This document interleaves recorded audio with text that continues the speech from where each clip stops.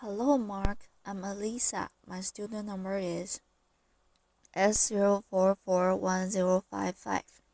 Today, my topic is Karen say how to stop torture. And I'm a freshman at NCUE. In 1994, I walked into a prison in Cambodia and I met a 12-year-old boy who had been tortured and was denied access to counsel. And as I looked into his eyes, I realized that for the hundreds of letters I had written for political prisoners, that I would never have written a letter for him, because he was not a 12-year-old boy who had done something important for anybody. He was not a political prisoner. He was a 12-year-old boy who had stolen a bicycle. What I also realized at that point was that it was not only Cambodia, but of the 113 developing countries that torture, 93 of these countries have all passed laws that say you have a right to a lawyer and you have a right not to be tortured. And what I recognized was that there was an incredible window of opportunity for us as a world community to come together and end torture as an investigative tool.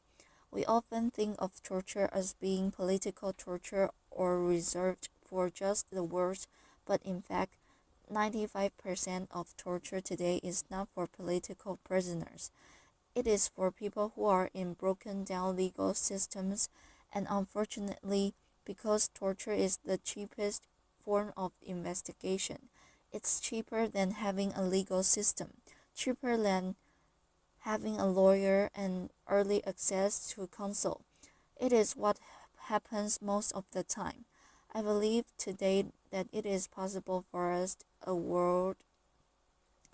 as a world community, if we make a decision to come together and end torture as an investigative tool in our lifetime, but it will require three things. First is the training, empowerment, and connection of defenders worldwide. The second is ensuring that there is systematic early access to counsel. And the third is commitment. So in the year 2000, I began to wonder, what if we came together? Could we do something for these 93 countries? And I founded International Bridges to Justice, which has a specific mission of ending torture as an investigative tool and implementing due process rights in the 93 countries by placing trained lawyers at an early stage in police station and in courtrooms.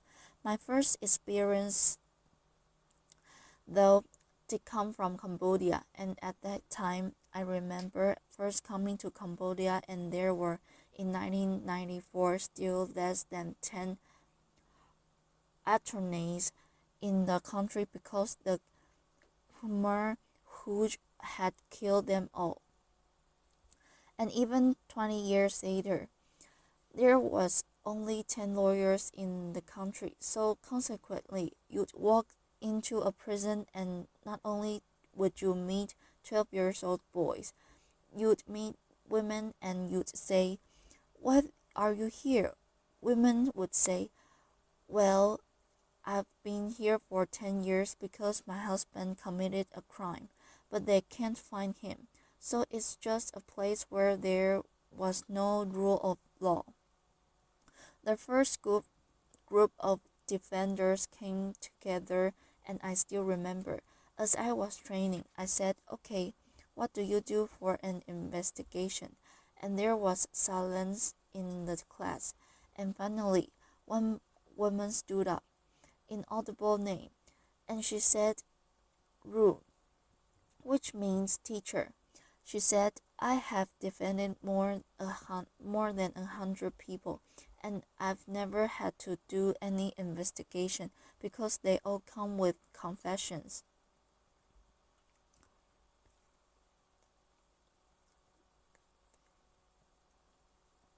And we talked about as a class the fact that number one, the confessions might not be reliable, but number two, we did not want to encourage the police to keep doing this, especially as it was now against the law.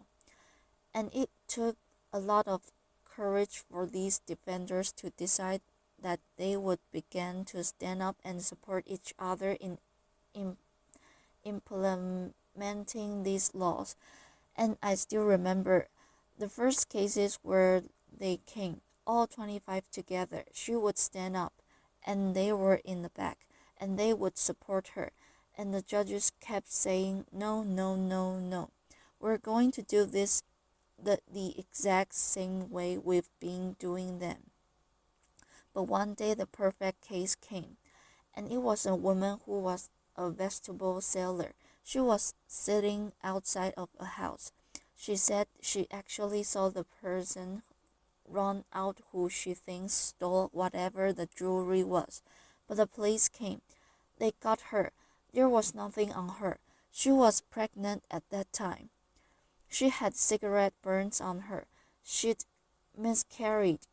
And when they brought her case to the judge, for the first time he stood up and he said, yes, there's no evidence except for your torture confession, and you will be released. And the defenders began to take cases over and over again, and you will see. They have step by step began to change the course of history in Cambodia. But Cambodia is not alone. I used to think, well, is it Cambodia or is it other countries? But it is in so many countries. In Burundi, I walked into a prison and it wasn't a 12-year-old boy. It was an 8-year-old boy for stealing a mobile phone. Or a woman. I picked up her baby. Really cute baby. I said, your baby is so cute. It wasn't a baby. She was 3. She said, yeah, but she's why I'm here.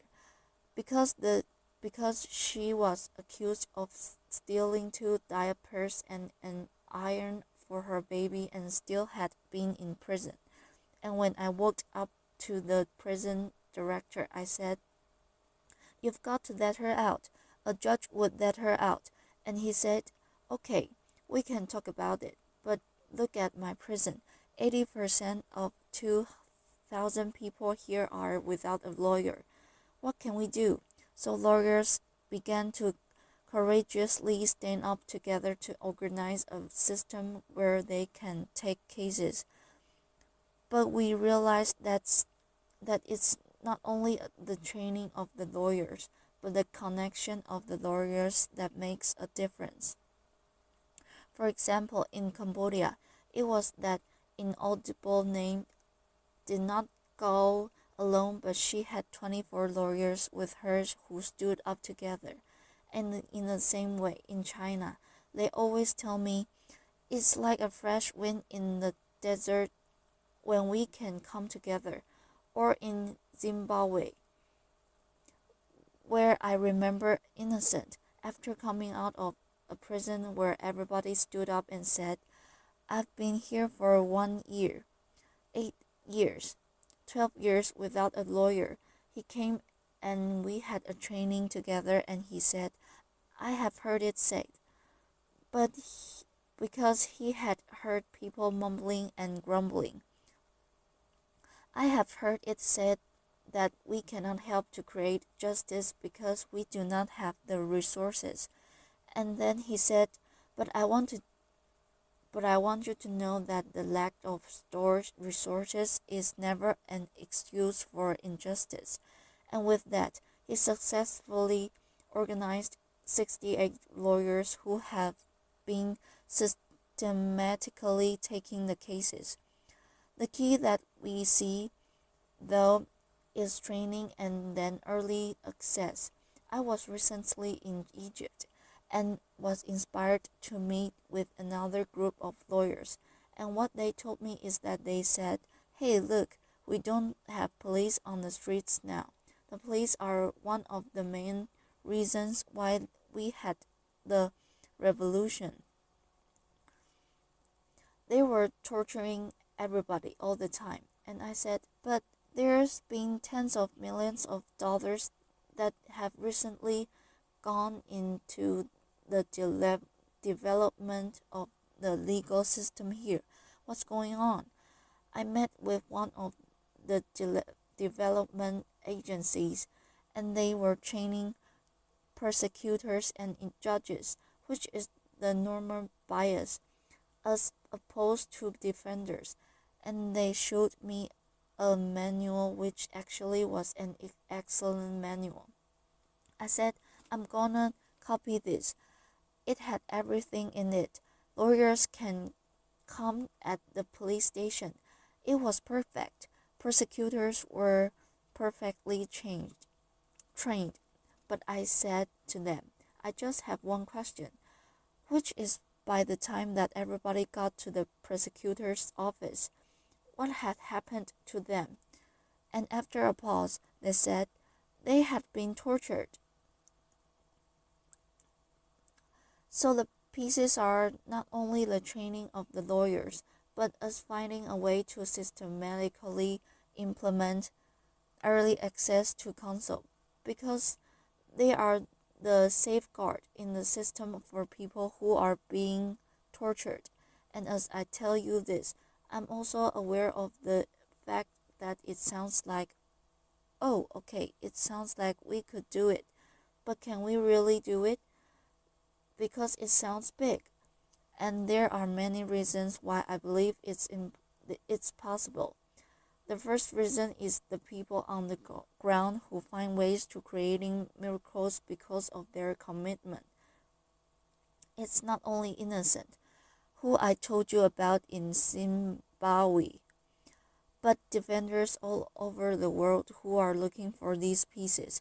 We have a program called Justice Makers, and we realized there are people that are courageous and want to do things, but how can we support them? So it's an online contest where it's only $5,000 if you come up with an innovative way of implementing justice.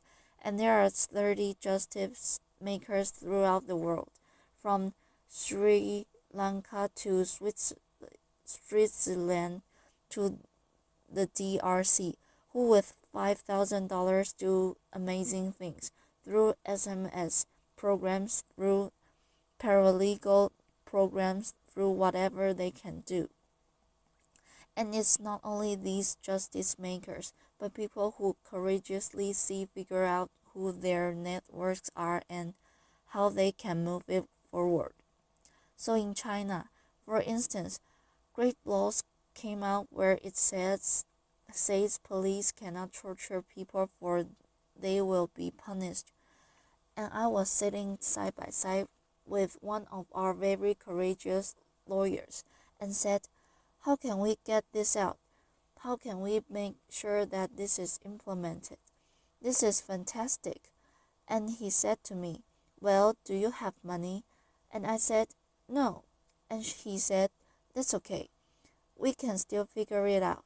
And on December 4th, he organized 3,000 members of the Youth Communist League from 14 of the top law schools, who organized themselves, developed posters with the new laws, and went to the police stations and began what he says is a non-violent legal revolution to protect citizen rights. So I talked about the fact that we need to train and support defenders. We need to systematically implement early access to counsel. But the third and most important thing is that we make a commitment to this. And people often say to me, you know, this is great, but it's idealistic, never going to happen. And the reason that I think that those words are interesting is because those were the same kinds of words that were used for people who decided they would end slavery or end apartheid. It began with a small group of people who decided they would commit. Now, there's one of our favorite poems from the defenders, which they share from each other, is "Take courage, friends. The road is often long, the path is never clear, and the stakes are very high, but deep down, you are not alone." And I believe that if we can come together as a world community to support not only defenders, but also everyone in the system who is looking towards it, we can end torture as an investigative tool. I end always, because I'm sure the questions are, and I'd be happy to talk to you at any point. But what can I really do? Well, I would say this. First of all, you know what you can do. But second of all, I would leave you with the story of Vishnu, who actually was my inspiration for starting International Bridges to Justice. Vishnu was a 4-year-old boy when I met him, who was born in a Cambodia prison in Kendo province. But because he was born in the prison, everybody loved him, including the guards. So he was the only one who was allowed to come in and out of the bars. So there's bars, and by the time that Vishnu was getting bigger, which means what gets bigger? Your head gets bigger. So he would came to the first bar, the second bar, and the third bar, and then really slowly move his head so he could fit through, and come back third, second, first. And he would grab my pinky, because what he wanted to do every day is he wanted to go visit. He never quit, made it to all of them every day, but he wanted to visit all 156 prisoners, and I would lift him, and he would put his fingers through, or if they were dark cells, it was like iron corrugated, and he would put his fingers through. And most of the prisoners said that he was their greatest joy and their sunshine, and they looked forward to him. And I was like, here's Vishnu. He's a 4-year-old boy. He was born in a prison with almost nothing, no material goods, but he had a sense of his own heroic journey, which I believe we are all born into. He said, probably I can't do everything, but I'm one. I can do something, and I will do the one thing that I can do. So thank you for having the prophetic imagination to imagine the shaping of a new world with us together, and invite you into this journey with us. Thank you. A pause. Thank you. A pause. Thank you. A pause.